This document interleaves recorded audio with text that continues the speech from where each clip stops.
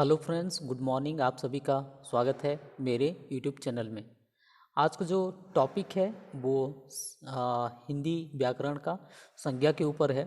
और यदि मैं संज्ञा की बात करूं तो संज्ञा से संबंधित तीन टाइप का प्रश्न जो है परीक्षा में, मतलब संज्ञा के कई प्रकारों में से तीन जो सबसे ज़्यादा महत्वपूर्ण है वो कौन कौन सा है। एक तो व्यक्तिवाचक संज्ञा से प्रश्न पूछे जाते हैं, एक जातिवाचक से पूछे जाते हैं, और वो तीसरा जो है भाववाचक से पूछे जाते हैं। आ, इन तीनों टाइप के जो प्रकार हैं संज्ञा के, इनमें से सबसे ज़्यादा प्रश्न जो है पूछे जाते हैं। तो यहाँ पर संज्ञा से संबंधित मैंने एक क्विज बना के डाल दिया है।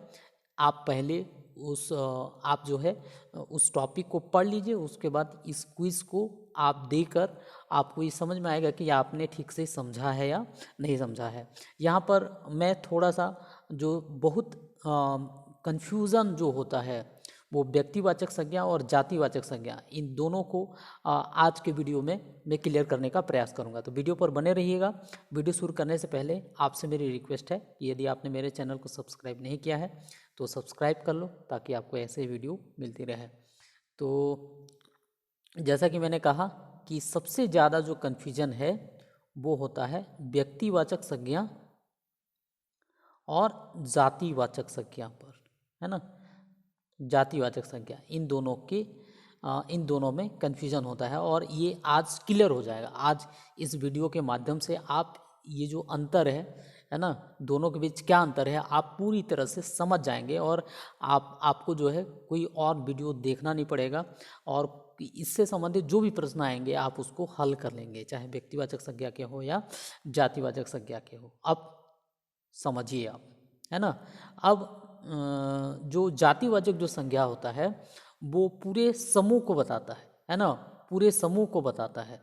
और व्यक्तिवाचक संज्ञा उस समूह में से किसी एक को बताता है, किसी एक को बताता है। जैसे उदाहरण के तौर पर मैं आपको सिंपल सा उदाहरण देके समझाता हूँ। जैसे पर्वत, है ना। पर्वत, पर्वत मतलब कौन सा पर्वत, पूरे पर्वत के बारे में बता रहा है। मतलब पर्वत क्या है, एक जातिवाचक संज्ञा है, पूरा पर्वत, है ना। उस पर्वत में से एक पर्वत मान लिया जाए, मैं यहाँ पर लिख देता हूँ हिमालय। एक पर्वत का नाम क्या है, हिमालय। हिमालय उन पर्वतों में से एक है, एक विशेष पर्वत का नाम मैं ले रहा हूँ।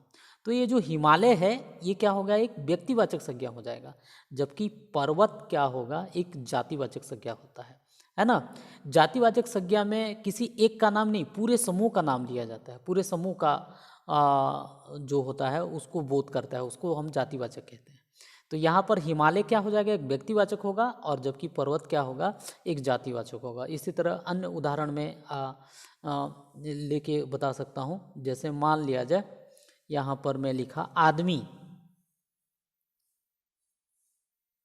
आदमी मतलब कौन सा आदमी पता नहीं है ना। पूरे आदमी का पूरा समूह को ये बोध कर रहा है, तो आदमी क्या हो जाएगा, एक जातिवाचक संज्ञा है। लेकिन मैं यहाँ पर बोल दूँ राम, राम किसी का नाम है, एक व्यक्ति का, तो राम क्या है, एक व्यक्तिवाचक संज्ञा है ना। उसी तरह मैं यदि बात करूं तो और भी समझ सकते हैं। जैसे मान लिया जाए मैं बोलता हूं शहर, शहर कौन सा शहर पता नहीं है, तो शहर क्या हो जाएगा, एक जातिवाचक संज्ञा हो जाएगा, पूरे समूह को बता रहा है ना। लेकिन यहाँ पर मैं बोल देता हूँ दिल्ली। दिल्ली क्या है, शहर का नाम है, किसी एक शहर का नाम है, तो दिल्ली क्या है, एक व्यक्तिवाचक संज्ञा है।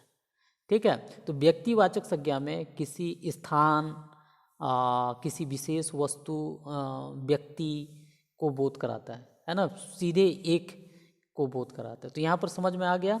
तो शहर क्या हो जाएगा, यहाँ पर जातिवाचक हो जाएगा, और जबकि दिल्ली क्या हो जाएगा, ये क्या हो जाएगा, एक व्यक्तिवाचक हो जाएगा। इस तरह और कई सारे एग्जाम्पल ले सकते हो। जैसे मान लिया जाए नदी, नदी बोलता हूँ, नदी सोचिए क्या होगा। नदी कौन सा नदी, पूरा नदी, कोई सा भी नदी हो सकता है, कोई सा भी नदी हो सकता है। तो कोई सा भी नदी मतलब कोई सा भी नदी मतलब जातिवाचक। लेकिन मैं यहाँ पर ये बोल दूँ गंगा, नदियों में से गंगा, तो गंगा क्या हो जाएगा यहाँ पर, व्यक्तिवाचक हो जाएगा, और नदी क्या हो जाएगा, जातिवाचक हो जाएगा। उम्मीद है आपको ये समझ में आ गया होगा। जब पूरे समूह का बोध होता है तो वो जातिवाचक होता है, लेकिन उन समूह में से किसी एक का जिक्र होता है विशेष का, तो वो होता है व्यक्तिवाचक होता है। ठीक है, ये पूरा क्विज आप बना के देखिए, है ना, और समझ में ना आए तो कमेंट करिए ताकि और अच्छे से मैं आपको समझा पाऊँ। ठीक है,